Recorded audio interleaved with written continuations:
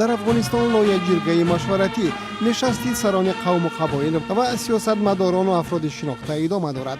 اهل این نشست در کابل در مورد پذیرفته شدن یا نشدن سازش درازمدتی امنیتی میان افغانستان و آمریکا باید تصمیم بگیرند. رئیس جمهور حامد کرزی از شرکت‌داران دعوت کرد از این سازش که به نظامیان آمریکایی بعد از خروج نیروهای بین‌المللی در سال آینده اجازه ادامه حضور در افغانستان را می‌دهد پشتیبانی کنند.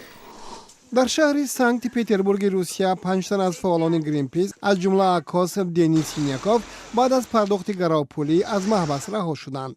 تا امروز دادگاه از 3 نفر بر اثر اعتراض در یک پلتفرم گازپروم در آرکتیکا در 2 ماه پیش بازداشت شده 26 نفر را بعد پرداخت گراوپولی آزاد کرد. همچنین در روسیه پیوتر ورزیلوف موفق شد که با خانمش اعضای زندانی گروه پوسیریوت نادژدا تلاکونیکова در بیمارستان محبس شهر کراسنویارسک دیدار ببیند. تلاکونیکова طی چند هفته بعدی از یک محبس به محبس دیگر انتقال یافتن با پیوندانش تماس نداشت. او پس از بد شدن صحتش بر اثر گرسنه‌نشینی زیر نظارت طبیبان قرار دارد. در قرقیزستان جانبداران وکیل پارلمان از حزب مخالف آتاجورد اکماتبک کلدیبکوف در کنار بینای حکومت جمع آمده خواستار رهایی او شدند. کلدیبکوف همین هفته با گمان سوء استفاده از منصب زمانی رهبر خدمات انداز بودنش بازداشت شده است. جانبدارانش میگویند که اتهام انگیزه سیاسی دارد.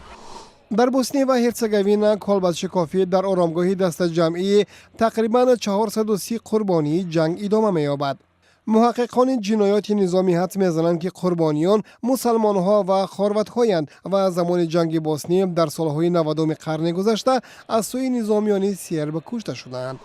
و در گرجستان اعضای سازمان‌های غیرحکومتی علیه نقشه پارلمان برای آسان کردن لغو مقام یادگاری فرهنگی جای‌های تاریخی کشور اعتراض کردند. فعالان تقریباً 1000 امضا جمع آورده از حکومت طلب دارند که علیه این تغییرات چاره‌ای اندیشد.